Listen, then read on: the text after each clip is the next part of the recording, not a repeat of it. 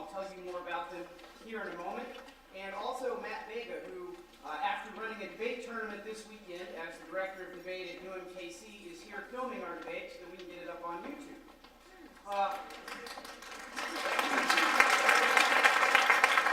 And also Debate Kansas City supporters that I see here tonight, students, volunteers, coaches, those who make Debate Kansas City happen. Thank you for coming out and showing your support. And finally, our program coordinator, Isaac Allen, who has also been instrumental in getting the debate set up and ready for tonight. Tonight's debate over Kansas City schools will display the power of debate. And what it will allow us to do is have structure and process to what is a complicated and evolving issue. If you're like me, you've noticed there's kind of a barrage of news stories about the Kansas City School District and what its future may hold. So we hope with this debate here tonight that we can concisely look at three different options and have some clarity to our thinking about the future of KC schools.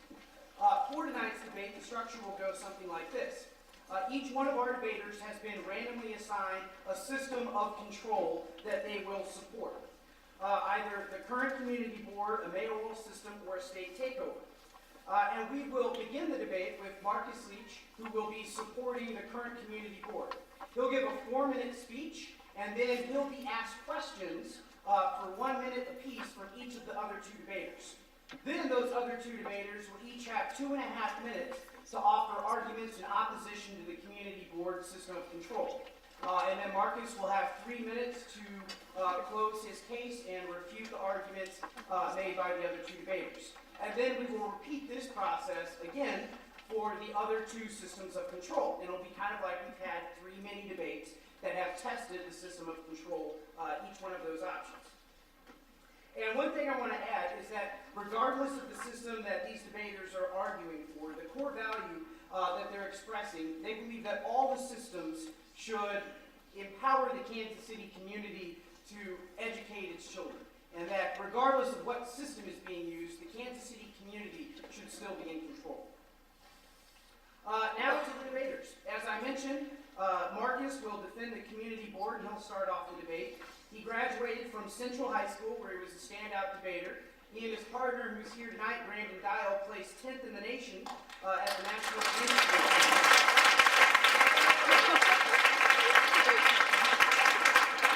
And their accolades generated buzz. Marcus was on the cover of The Pitch a couple times. There was a book written about the successful Central debate team process. And since, Marcus has graduated from UMKC and Howard Law, and he's now working in the world of politics for the Jason Kander campaign.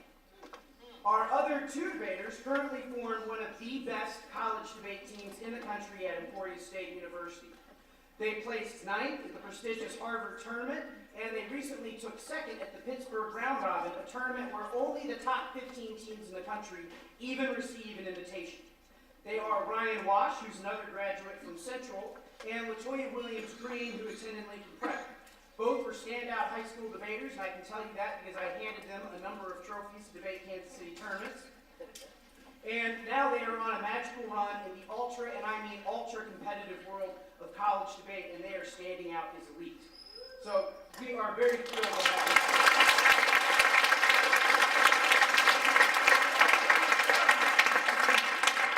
They provide a testament to the power of debate. I'm sure if you were to ask any of them, what would your life be like without having been on the debate team, you would see a blank stare and then kind of a look of wonder. Because to think of themselves without having debate, about the way it changed their lives, would be unthinkable. Most unfortunately, though, the unthinkable has slowly become reality over the past 2 years. Funding for debate in Kansas City, Missouri has virtually been eliminated. Participation for debate has declined 82% over the past 2 years. Now, the reasons include a bad economy that understandably have put pressures on school budgets, and it also includes a past superintendent who was all too comfortable cutting and running, leaving a gutted debate program in his wake. So after seeing this debate, if you think that there should be the opportunity for more Marcuses, LaToyas, and Ryans to be out there, if you think that every student deserves access to a debate program, lend your voice. Let people know. If you have students in a school, make sure that school has a debate team. And schools in your area, let leadership know that you're a concerned citizen and you want to make sure there are debate programs available. You can also donate to Debate Kansas City. We're in the middle of a fundraising campaign. We are a nonprofit organization, and we're what's known as an urban debate league. There's about 20 across the country. Before Debate Kansas City existed, in 1998, only 2 schools in Kansas City had debate programs. At our peak, 3 years ago, 40 schools had debate programs. But over the past 2 years, that number's been cut in half. Any amount you can donate or anyone you can talk to about Debate Kansas City, please do. We have pledge cards. You can go to SaveDebateKansasCity.com, make an online donation. Now, that we have all that out of the way, we are ready for a debate. Afterwards, we're going to have a few questions from some current students. We're not going to have a vote, but you can go to the Debate Kansas City blog and you'll find a poll where you can vote for which system that you think is best. So, without further ado, I introduce Marcus Leach to begin tonight's debate.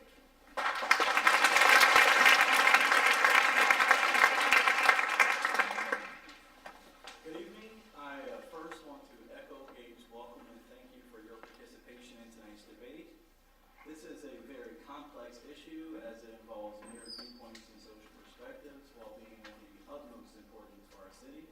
And while many of you will not agree with the position I will defend tonight, I am confident that there is little disagreement with the fact that we all believe that a strong public education system is a necessary prerequisite for a strong local economy, decreasing crime, and community growth. So I'll begin. While advocating for local control under the current model, we have a school board of individuals elected by the community.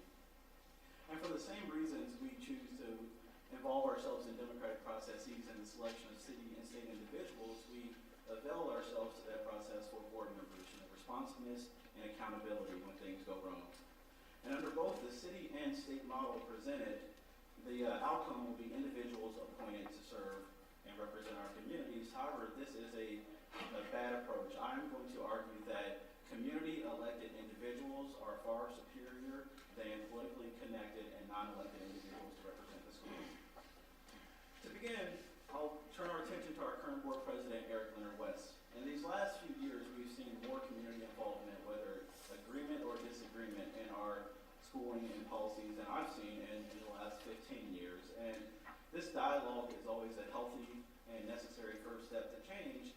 And at the same time, I want to turn our attention to the state and city and remind ourselves that our hands and their hands are not clean, because a lot of the failures that we see affecting our schools are the result of larger socioeconomic issues that I believe that have not been addressed, and nor will they be easy to address. And to juggle that with, the idiosyncrasies of Kansas City public schools will be a difficult task that will not yield positive results. And based on this argument is that I'm going to present you a case study that shows that things can actually go from bad to worse with the interjection of partisan politics and local control. There was some research done by the National School Board Association after, in the early 2000s, when the trend was for states to kind of take over and mayors to start running the school district with executives, and the results were astonishing that, with the result of partisan politics, school board issues have dropped down to being number 5 or 6 on people's agendas when addressing with reform. And more importantly, in our situation, we don't exactly know what the city or the state is proposing, so we have to look at their actions as a kind of a window of their indications. And to do that, we turn our attention to Jefferson City. And the Business Journal itself was dysfunction, was the words in the headlines a couple of days ago. And what I mean by this, at the start of the legislative session recently, one of the very first bills that we saw affecting schools was not about performance or reform. It was about making sure our students and their classmates are legal citizens of the United States. Now, that may be important to some of you, but that is not a paramount issue that needs our attention at the time. And recently, Steve Tilley, the House Speaker, introduced another bill to shorten the gap between a state takeover from 2 years to instantly. But the important part about that, his heart was in the right place, but the attachments to that legislation, the riders, were expanding charter schools, eliminating teacher tenure, basing teacher pay on achievement, offering tax credits and vouchers to private schools. And agree or disagree with these things is one thing, but we can all agree that those type of riders are what will stonewall any type of reform from being effective and swift. And again, on the other side of this coin, we can turn our attention to Texas. I don't think it's been 2 years since the whole Texas textbook massacre that we saw, where Thomas Jefferson was taken out and John Calvin was put in. Slavery was eliminated and the transatlantic trade system was the new wording for this. And, all of the references to the separation of church and state were removed from the textbooks. And I'm not necessarily saying this is the approach that Missouri will take, but this is a fine example among many where things that can go from bad to worse, where, the good hearts can turn into bad intentions. And it's just that things right now in Missouri are what they are in Jefferson City. And this also doesn't necessarily reflect on the city that well. And in my rebuttal, I will provide case studies and demonstrations from the recent John Hopkins study on, school governance about why local boards are still superior and why actual local support in Kansas City is strong for the board. I open myself to cross-examination.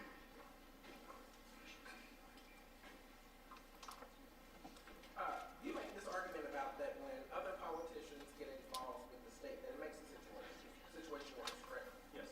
So what about your approach stops those same community elected board members from spending those funds that are allocated for textbooks on parties for community board members? Okay, my belief is that, first of all, we all will agree that Governor Nixon or Kirsten Castro, they don't have 20 hours a week to burn on, involving themselves in politics, that they will appoint a board, and that board will be along party lines. There will be 6 Republicans and 6 Democrats, and at the same time, as is in Texas, California, just all across the country, those have been models for political shortcuts. I guess misworded my question. What about your approach stops corruption? Well, it keeps the control over the hiring and firing superintendent, keeps the parts of politics out of that. It keeps the decision making and things in-house. What about the money? That's what I'm talking about. Well, the budget right now is at. Sorry, thank you.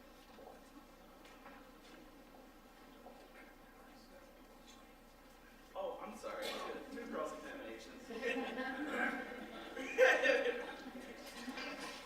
a firm believer in the idea that the biggest and best people we can have, the most primary one, can be one of the parents. So where do parents kind of fit into this new understanding of what a school board should be? That is my point. I'm certain that we have parents in the audience, and if things like this, if things continue to get worse in our school district after they take over, this forum doesn't happen where you have various board members who are responsible for those decisions present. It's a far more removed process just because at the city and state level, you have far more responsibilities with infrastructure and the economy. Instead of being the issue for a board to be responsible for and to be responsive to, it becomes one of many at the higher levels of governance. So how do you work with the notion of accountability then? Because there's a lot of hands in that power goes through. How do you deal with that? Kansas City is the prime example of accountability in action. We have had the various community leaders, the press, everyone has stayed on top of this board, and with the good intentions of making the district better. So tonight is my argument that tonight is proof that responsiveness and accountability is happening with their presence.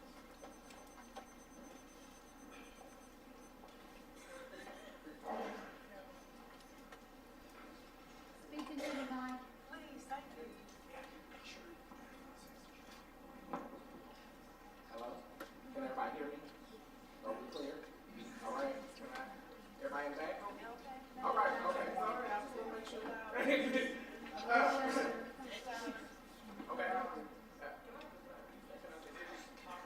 Okay.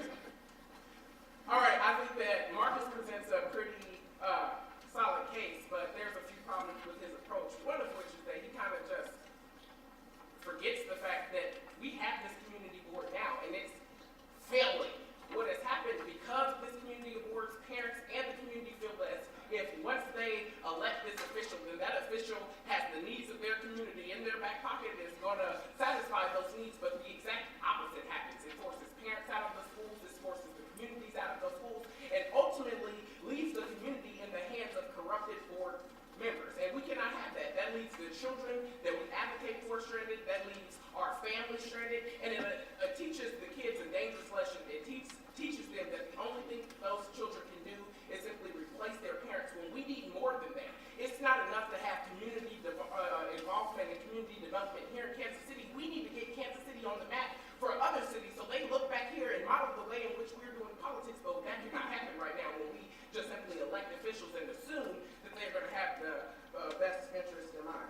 The second point is that there's no enforcement on the money that the district will spend under this approach. There's no way to rectify the situation of overspending. There's no way to make sure that the funds in which we allocate for things like textbooks, the funds in which we allocate for things like tutoring actually gets to the students. And that's what we need to be focused on here, simply the children. And I think the Marcus approach kind of skips over that.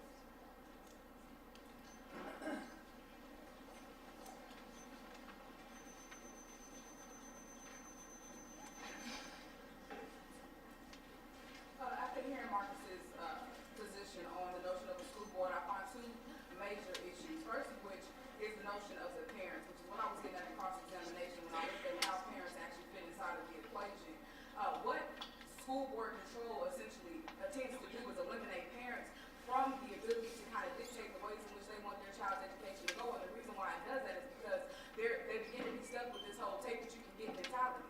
And that's because school boards have to have jurisdictions. They have to have certain areas in which the students can go to school, which means that the parent essentially is removed from that school board position and are no longer able to kind of be at the forefront of the way this whole process goes down. So with that type of mentality, you further push people away from the ability to dictate and kind of control the education that their children can have. And secondly is the notion that, simply put, school boards are too dynamic.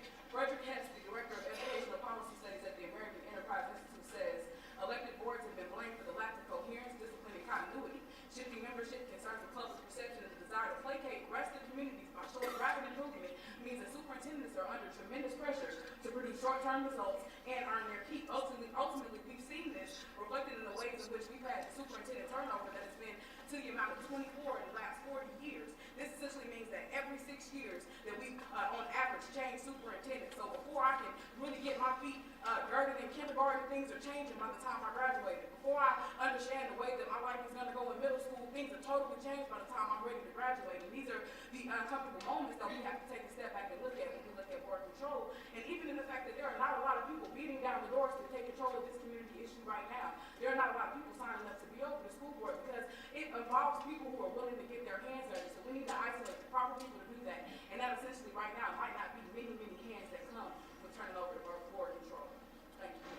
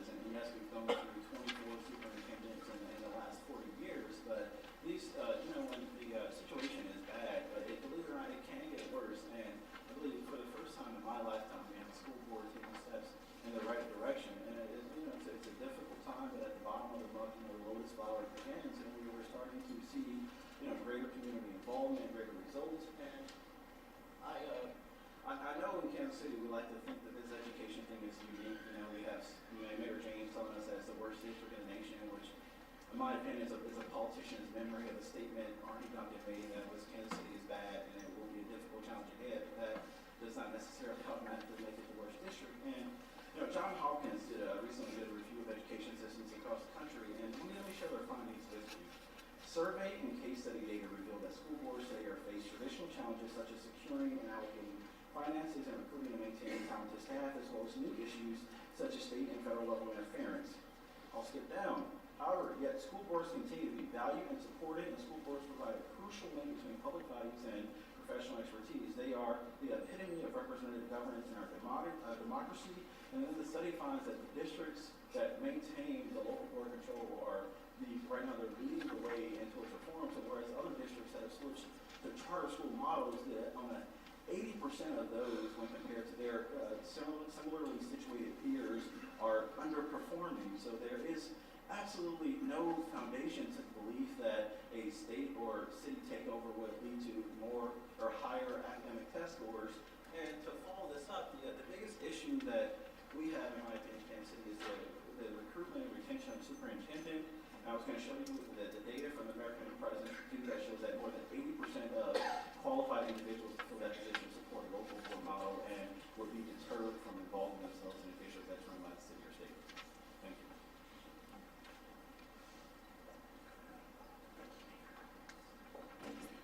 All right, now that was kind of our first mini debate. Now we will switch gears and discuss having mayoral control.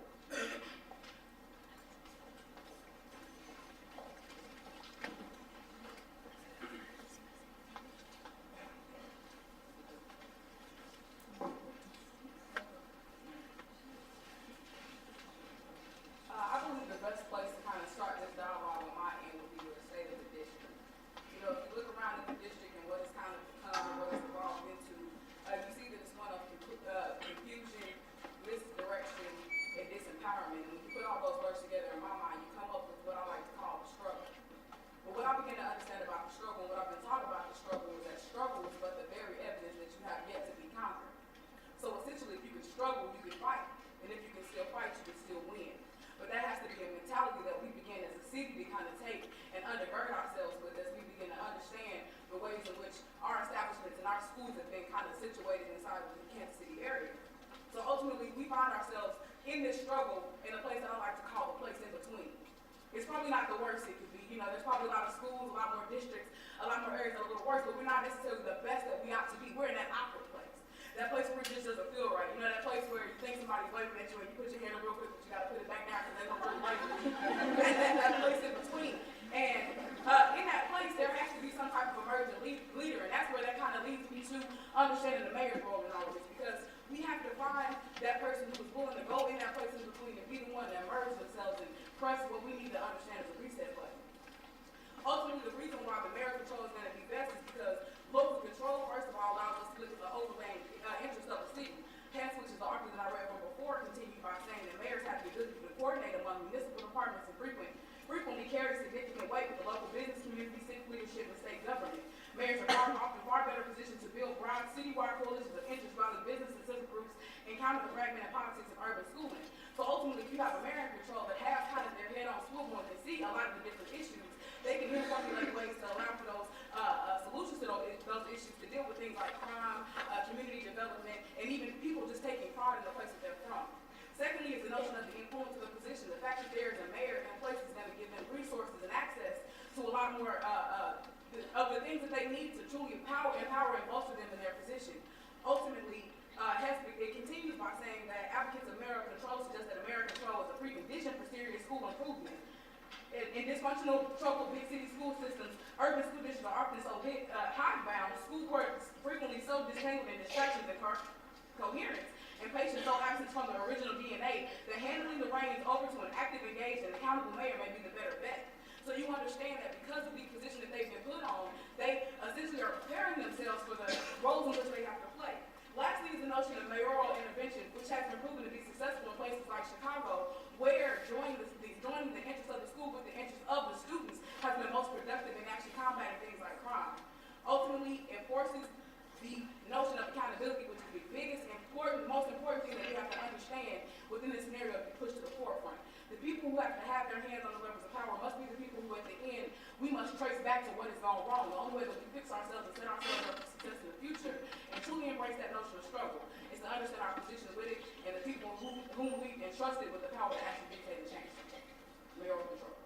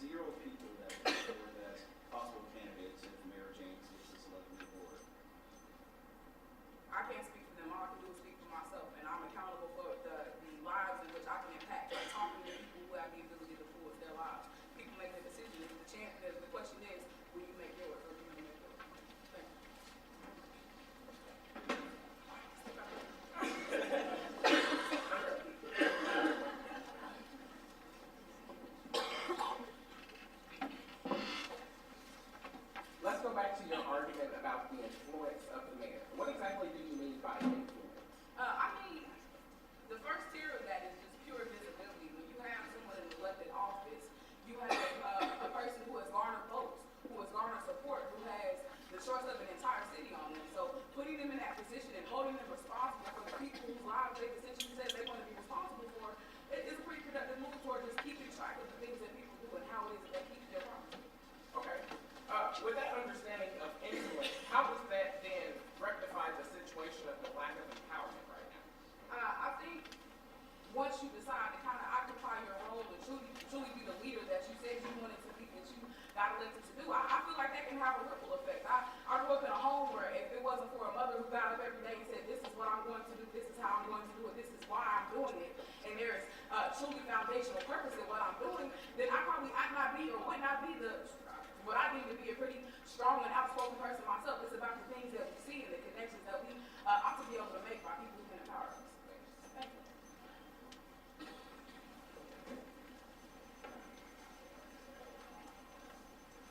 Okay, once again, I'm going to address the arguments made by Latoya, and I'll begin with the first one, the mayor-based system being best for local economy control. But I think empirically, we've seen in Kansas City that the response from the business community is you make the schools better, that makes business better, not business will make the schools better. And what I mean by that is that, I guess I'll use an example. We'll look to New York City right now, where the mayor took over the city, and I was believe back in '06, but now 4 years later, the headline was actually, about a week ago, is that the budget's doubled from $12 billion to $22 billion a year. There's zero accountability, and the importance of education has been mitigated in city politics. I mean, it's not even an issue. Everyone's just succumbed to the ideology that schools are irreparable, and that's what happens when you start to juggle education reform with other, apathetic policies involving, cities and economies. And I know we talked a lot about Arnie Duncan and his whole, CEO-based model. That's where he comes from, the Chicago public school system. And I saw an article in last week's Chicago Times, and it's interesting. There was some local leaders. This is on the issue of whether or not you have access to, your board members under a city-based model. There was a group of 20 local leaders that show they had a discussion similar to this one about the direction of Chicago public schools, because they have not improved since the chief executive officer has been appointed by the mayor. And here's the funny part. This is what the district considers them to be. Karen Lewis didn't attend the press conference yesterday. She and other CPU, the teachers union officials and the administrators, they claim they weren't notified about the appearances. But Lewis says she welcomes the community support, but says she wished that the group would provide a fact-based ideology when making their case about school closing turnarounds. I'll tell you this as a debater.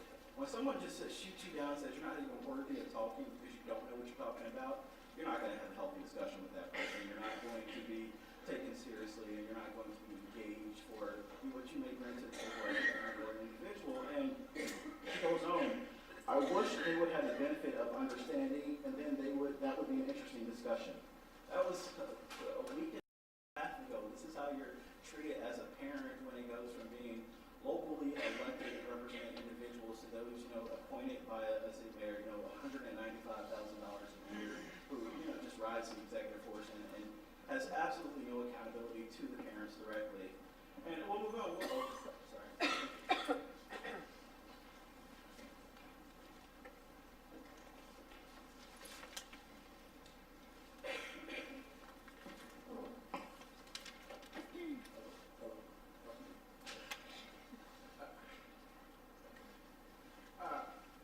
I think that Toya does a pretty good job of isolating the fact that there is struggle in Kansas City.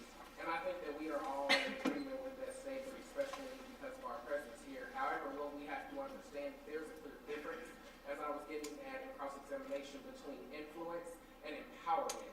What tends to happen is that Toya conflates the notion of the role of the mayor, with the intent of the mayor. And what has happened here empirically is that mayors tend to take democratic voices away from the people involved. And this has kind of been evident even in New York. Diane Rackbitch, a historian of education of NYU, indicates that because New York City no longer has an independent board of education, and it has no longer democratic control of this public education system, major decisions about the school system are made at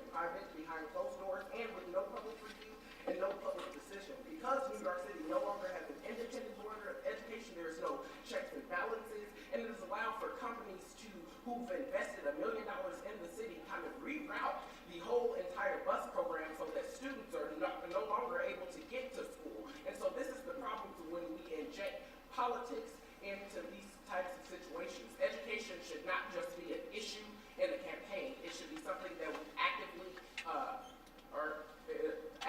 care about and actively do something about. And that's the problem with injecting politics in these types of situations, is that it just simply becomes something that we can say, you know, hey, we're about education, therefore we get the vote. But what happens once we get the vote? There's no results. And so that's problematic.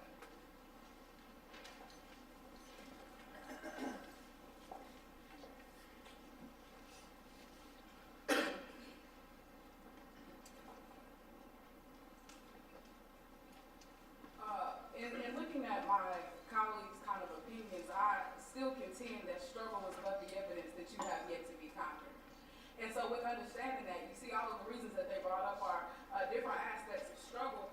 And yes, the struggle is real, but I believe that when people start to be accountable and take up their roles as voters, as elected officials, that we're a little bit realer than that struggle. And that's kind of the attitude that I think we have to take as a city if we want to truly take this situation at its neck and deal with it on the levels in which it has to be dealt with. Now, they talked a whole lot about, you know, the mayor failing to empower simply based on their office of influence. And the problem that I have is that I don't think there's anything more empowering than an official and all the resources that a city has to offer being behind me as a student. I don't think there's anything more empowering than knowing that the same police officer that is going to come to me if I wreck my car is the same police officer that will make sure that our neighborhoods are safer, the same people who are going to tell me that I'm doing a good job and come to my football games. Allowing for these different connections to happen inside of our community is going to be the foundational layer of what it is that we have to do to truly understand the overlaying aspects of our city and how it best works together by putting a mayor in charge that can deal with those issues. Now, they talk a whole lot about the New York issue and a lot of empty promises and broken promises that people get out there just to get elected. And I agree, there are too many promises and not enough promise keepers, which is why it is that we have to become informed citizens at all fronts and make sure that we stay connected to the issues so that we are putting people's noses to the ground when these things are happening, so that when they break their promises, we are there at the steps of City Hall saying, hold on, wait a minute. That's not what you said. These are the type of people we need, not ill-informed people who are disconnected from what it is that the mayor is doing. So this is how it is that we must empower ourselves. And lastly, it's, you know, kind of a look at an ineffective infrastructure, that if we can't control the police department, then how do we control the school system? But the layer approach is going to be the best. And the bottom line is that we have to start somewhere. Listen, if the Titanic is going to sink, I'm going to be the one on the side, at least playing a song on my banjo or throwing some water off the side. And that's what we have to do every time we engage in a methodology that is going to work and actually grapple with the issues at hand. And the best way that I can see to truly put that into perspective is by holding someone accountable. And that person has to be the mayor. Thank you.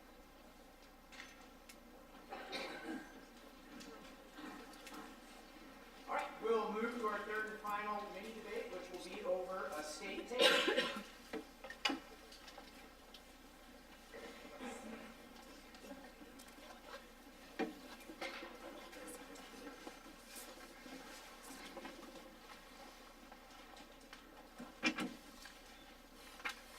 Looking at Kansas City School District and the education that accompanies it requires me to look at myself through the lens of education, and especially in terms of experience, because I think that is crucial in unpacking the notion of education that accompanies this school district. And so, the current representation of this school district is that once students' needs are made visible and their needs are also made audible, then the possibility of change and progression can exist.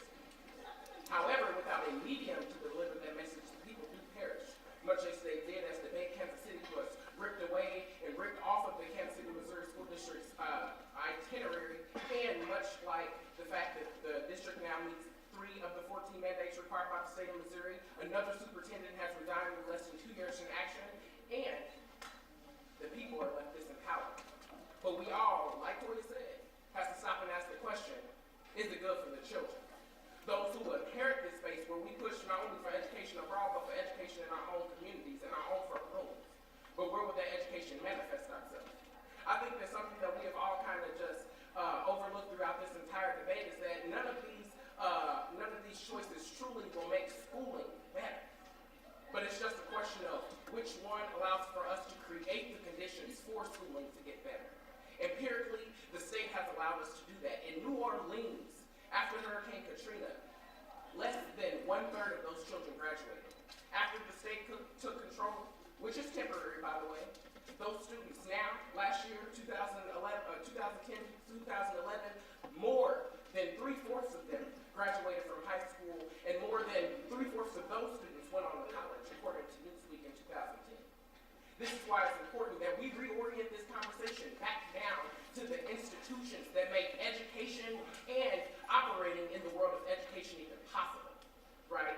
So if we're truly to talk about responsibility and accountability, we need to talk about the institution that is supposed to represent us all.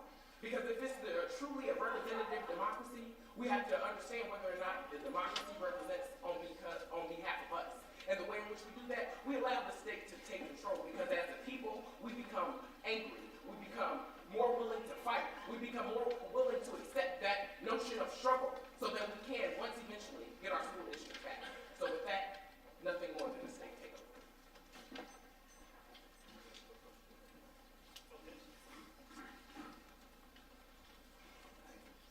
So let's, this issue that we're discussing is a kind of a future issue, someone with future time on. So let's take the hypothetical that James does not retain the governor's office, and the House and the Senate remains in control of 16 to 76 game.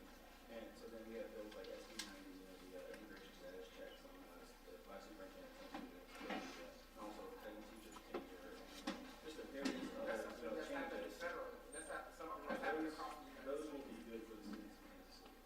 We believe those will be good things for the students in Kansas City. Definitely not. Those are federal problems, and some that we as citizens all need to be aware of and also take action about. But that does not mean that we shouldn't hold the people who are responsible for this disaster. We hope they're responsible for cleaning it up. And to make sure I understood your argument right, your argument was that state control is good and only temporary. I mean, it is temporary and effective for our arguments. So is it effective because it's temporary, or does it hurt back? It was effective because it helped dilapidated communities like Kansas City, New Orleans to get back on track.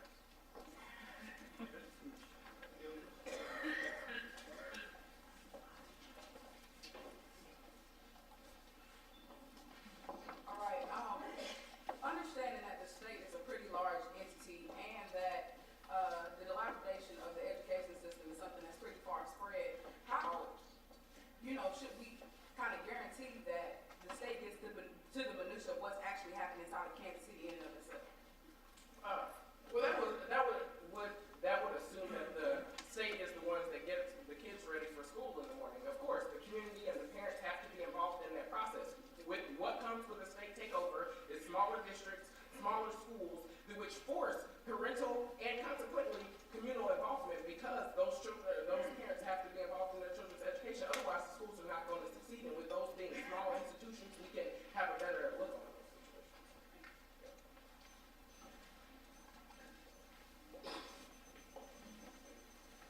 Marcus, speak up, please. Okay. I get that a lot. Okay, I got two central things out of the position defending the state. The first is that second was that it's temporary, and the first that it was just generally better for academic performance. And I'm sure most of us are familiar with Jefferson City as it stands right now. Nothing gets done. I forgot if it was the Star, the Post, or who it was. I remember reading an article last week about they were approaching the Castro about whether or not St. Louis will revert back to local control, and they're like, so when it's going to happen? No answer. They threw out numbers, 10 years, no answer. So I'll give you guys a clue. If Vegas took odds on this, smart money would say decades. Politicians do not give back control of a $320 million a year budget once they have it. It just does not happen. There's a tremendous opportunity for the interjection of partisan politics inside that judiciary responsibility. It is not a good thing. And various models support this. St. Louis, I was mentioning earlier, they under state control in the last 5 years, they've gone from needing 2 performance centers to 0. There's been a state takeover, but there's no change in coming into fruition.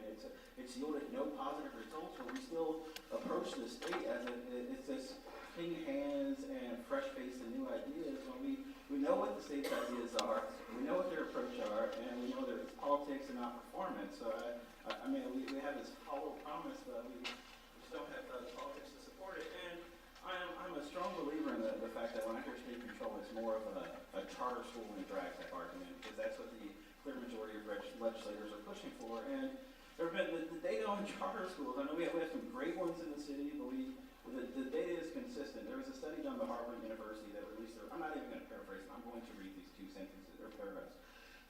The charter school movement has been a major political success, but it has been a civil rights failure. As the country continues to move steadily toward greater segregation and inequality of education for students of color in schools with lower achievement and graduation rates, Kansas City. The rapid growth of charter schools has been expanding a sector that is even more segregated than public schools. The charter effort, which has largely ignored the segregation issue, has been justified by claims about superior educational performance, which are simply not sustained by the research. Though there are some remarkable and diverse charter schools, most are neither. And let's get into the numbers. 80% of charter schools across the nation, when compared to their public sector counterparts, are underperforming. This is not something there has not. I mean, that's New York University there. The other one. I mean, the data is clear. The state takeover is not in the best interest of our students.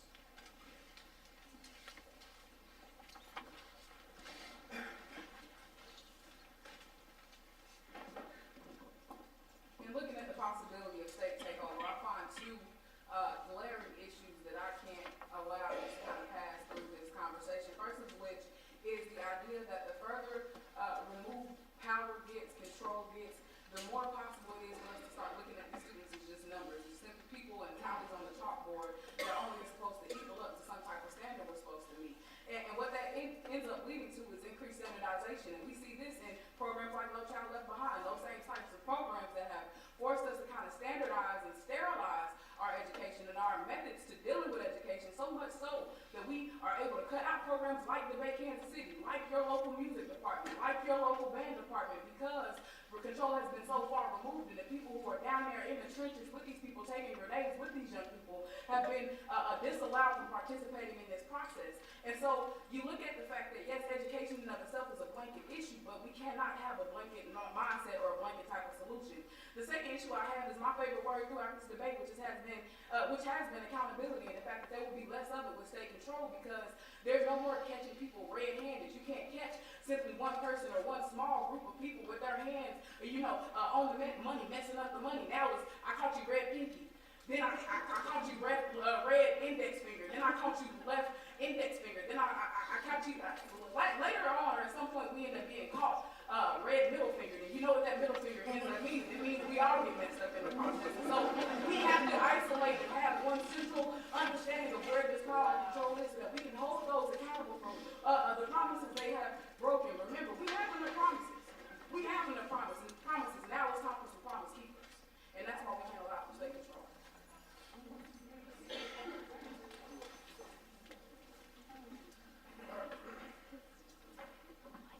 I think my colleagues presented a pretty compelling case that state control is not the best option, but I think that they have failed to even kind of talk about any of my arguments, which is the fact that, one, is that if there's truly to be a notion of accountability, then why not force those who initiated the problem to take responsibility for it? What ends up happening is that we end up in these circles and these conversations blaming each other. This is the parents' fault. This is the community's fault. It's everybody else's fault, except for the institutions that allow for education to become such a minimal thing as it is right now on today's docket. And that's why state control is more important. It's surprising that at PTA meetings, this many people would not show up, but you never miss something until it's gone.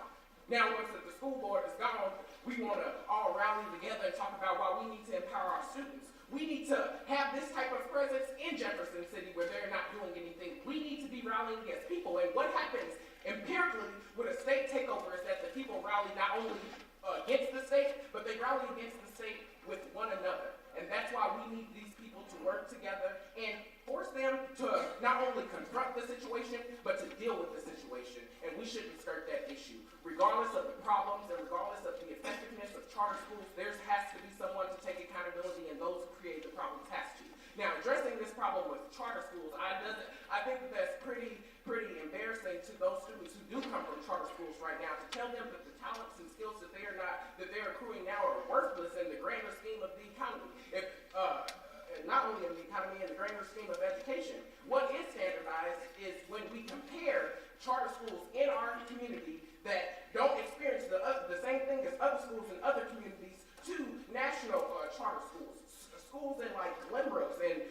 Chicago where they have plenty of money, not the dilapidated schools right here, which is why we need smaller districts. That is not a point that they have refuted. We need a smaller number of classes to where students can get the help that they need from teachers, and so teachers in return are forced to respond to those students. And we also need parents to be in the schools, not just dropping their kids off in front of it or watching them walk out the door in the morning. And that's why state takeover control is necessary, because it's the only way in which we can force people to be accountable.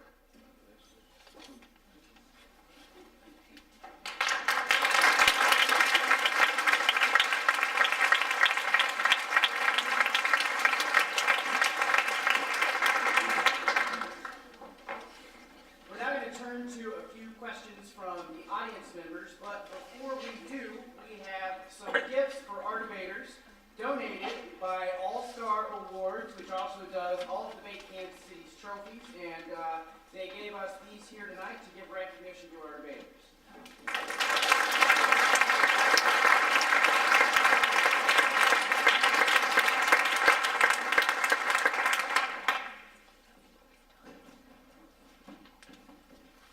So we're ready for our first question, which will be from Brandon Dial, who was Marcus's debate partner in high school. And you all want to all come up here and either address your question to a specific person or just kind of ask if they all get their thoughts. I guess my question would be geared towards more than Toya, with the fact that the mayoral local control and our current city statutes that have term limits and a mayor changes basically, which can change every 4 years. The direction of education with that change would change also. How do you solve that? By simply changing term limits? And with that, if you do change the term limits to, say, on a more permanent basis, like other cities, like Chicago, for example, how are you so sure that this mayor is the right mayor for that? I feel like regardless of the actual mayor in office, the structure of the way the city government works allows for there to be a system that comes out through our districts, through our different areas where we have council people who again must rise to that elected position of accountability. This essentially allows for the citizens and the same people who have the control to put them in office to be able to better dictate and determine how things play out. So yes, in a world where times do change and different people are in office, that still, I don't necessarily think wipes out the possibility for a mayor to then put education at the beginning of the agenda or at the forefront, allow for those council people to do that same thing, and those council people go out into those neighborhoods and get those people who voted for them excited about the initiatives that they have. This is how you kind of have those extensions that allow the city to work like a body, with the heart pumping through the mayor and the blood literally going through the veins into the different districts and revitalizing the city. That's how you press the reset button, and that's how you kind of get that control. I guess my question would more be geared towards how is that uniquely different than a state or local school board controlled board where we have empirically currently in the status quo of the turnover that we had so much with the superintendent. I worked for Mayor Funkhouse in the past 3 years prior to right now, where we lost in 4 years. Education directive changed we had an education policy directive that we kind of wanted to implement. That's kind of gone out the window. The same city council body is there, but those focuses on education aren't shared by the entire council. So how do you get the council as a complete body more focused on education as to where they can carry out a mayor's charge? I think the interest kind of goes back to these overlying issues. When you look at the dynamic of a superintendent in place, if the education thing isn't really working out for me, I can leave.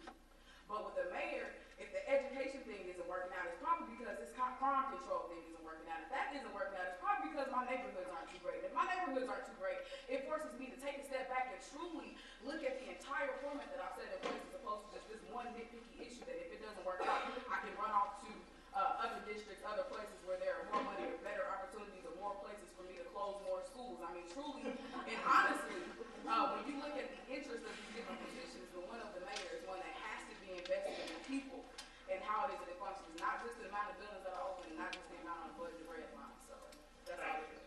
Thank you. Can I address that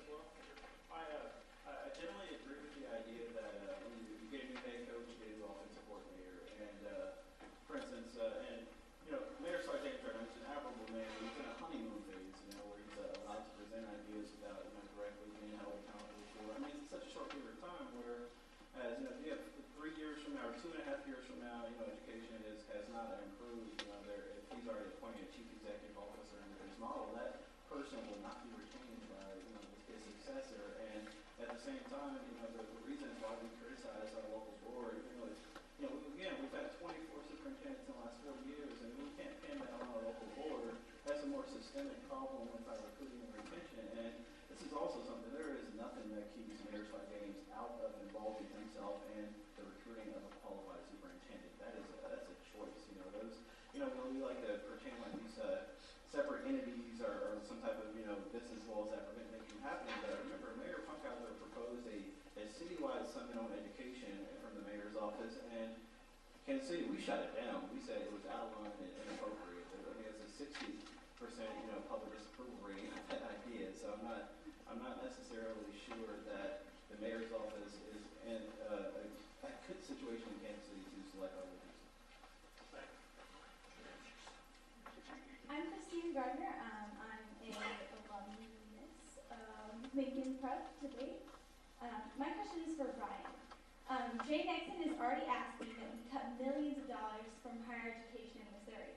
If we have an actual state takeover of our school districts, how do we know schools won't see even more budget cuts to our district? Because we become actively involved, and I think that what I was talking about before about how when the state has control, empirically we as people step up to the plate, and I think that's something that we are starting to do now, but we need to keep those wheels in motion, and we need to make those wheels go a little bit faster and talk to the other people that we know who are kind of sitting their homes watching their Tuesday night TVs to be involved in these type of conversations and force those who are responsible to step up to the plate, just like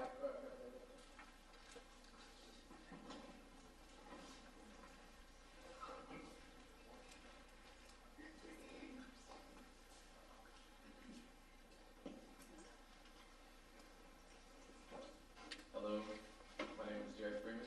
I'm also from Lincoln Prep. I'm still in the Debate.mpg program. I have to say that it really does help. I have to choose one question, but I think it's going to be for Ryan. You brought up this point about the disastrous and terrible natural disaster that happened in New Orleans and how the state control actually helped. Do we need to create a mess in order to call it together? no, we don't need to. You're right. No, we don't need to make a mess to call the janitor. But the reality of the situation is that we simply have right here in Kansas City. So it's time for us to do so and pick up that phone and call those who have the tools necessary to break down the stagnant system of education. Why it's become so rigid that it's left some of our students simply left out to dry, and that's why we need to force them to be accountable. This one's for the toilet, actually. You stated that going away with the school board will increase parent participation. Could you explain that? The form of parent participation I was talking about was the kind that comes when you turn 18 and you get this awesome ability to kind of control the way your city layout looks. And that's most importantly the parent participation that we need is these informed voters, these people who are informed about the issues, who know about the people who are aspiring to fulfill governing seats, to actually go in and utilize that ability. Then this then allows us for our ballot to be working in one place, and then our responsibility as parents, that same person at that PTA meeting, that same person at that football practice, that same person calling the teachers to see what's going on. This couples these responsibilities. It is about kind of a layering of responsibility that a lot of people have moved away from. Either, you're the first one there to send somebody out the door to the bus, or the first one to see them come home, but you don't go out and vote and aren't informed about what happens in your community, or you go out and pass these ballots, but then you send your kid out there to kind of navigate through this school system by themselves, and things are ever changing, which is why we have to be so immersed and so involved that we are truly understanding of every aspect of what concerns our children's education. I think that's the most important goal, and that's that parent participation that I was talking about. Thank you.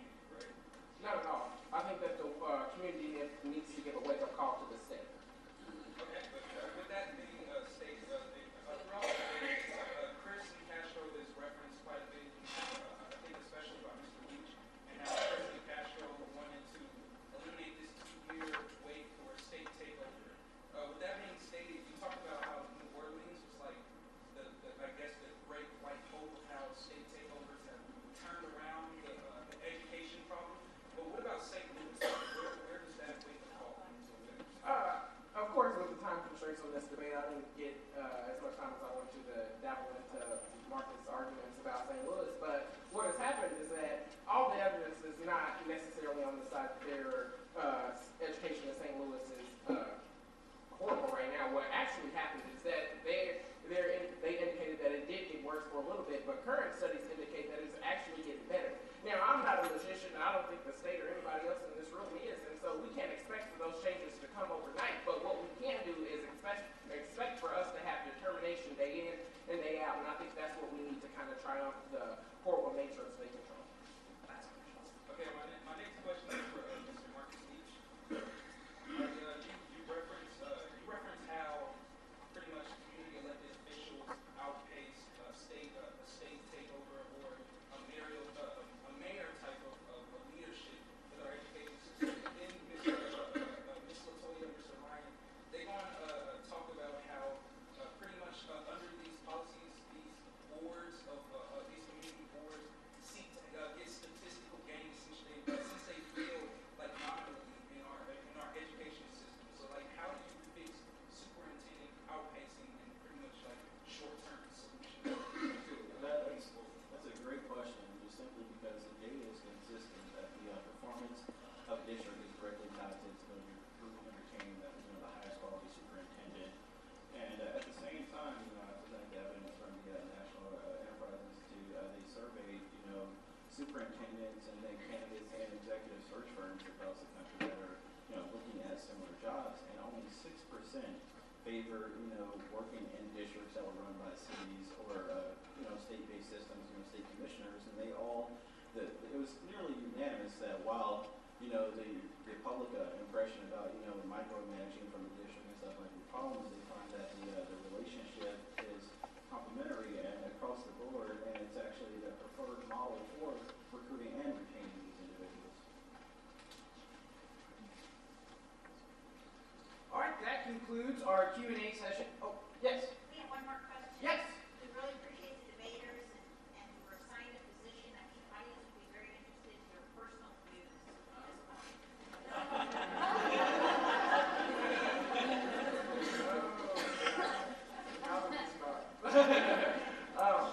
Hey, I'm not even gonna lie. I think the front, I believe in the power of the people, and I think that not only do we have the ability, but we also have the skills and resources here to make education truly worthwhile for our students. And I think that your presence today kind of proves that you are about this revolution, but we need to spread this revolution and remember that any and everybody can be a part of this revolution and not make it exclusive for any groups of people. We need to be talking about this. We need to be avidly, at our works, the places in which our life and work has situated us, whether you are a student, a teacher, or a student, anybody, you need to be talking about the lack of education in Kansas City and about what we can and should do about our system here. Okay.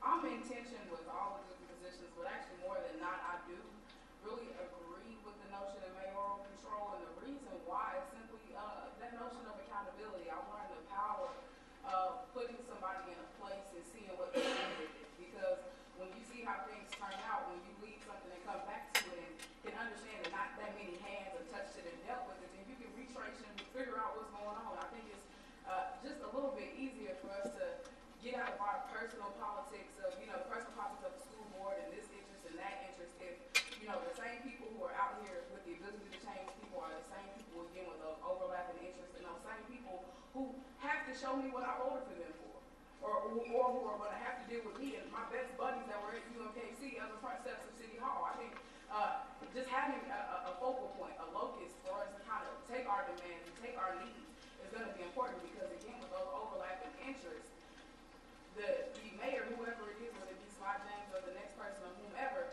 has to be willing to put these kids and put these young people at the front of whatever initiative the city is about to gain, because they inherit it. There's no way around it, and so I think just having a kind of a central place for us to look and deal with issues is going to be better than kind of dealing with the personal politics of the city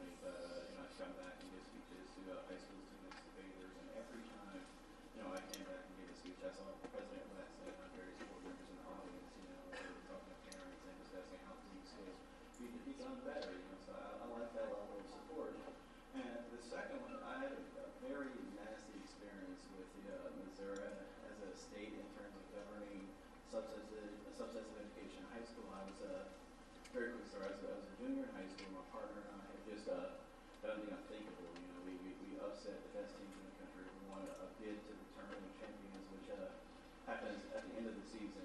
And as a result of debate being classified by the state, the State High School Athletic Association as a sport, the football season had technically ended. We were told we can't go. I mean, I forgot Jeff City. I went to various places to pull these decisions, and I fell on deaf ears. I mean, it made no sense to me at the time, and I was speaking to walls. So I strongly believe in access, responsiveness, accountability, and I know things aren't good now, but they can get a lot worse. And I think, this public discussion and this dialogue is one of the many examples that I think it's a step in the right direction. I mean, you don't have 30 years of problems fixed overnight. You don't have them fixed in 4 years, 5 years. It's going to take a decade to get Kansas City where it needs to be. But I don't think the interjection of either local or state politics is the right direction.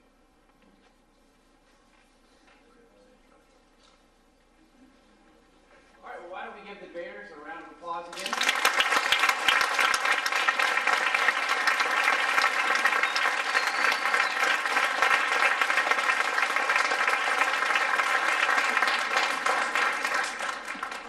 If you all would like to come up and talk to the debaters,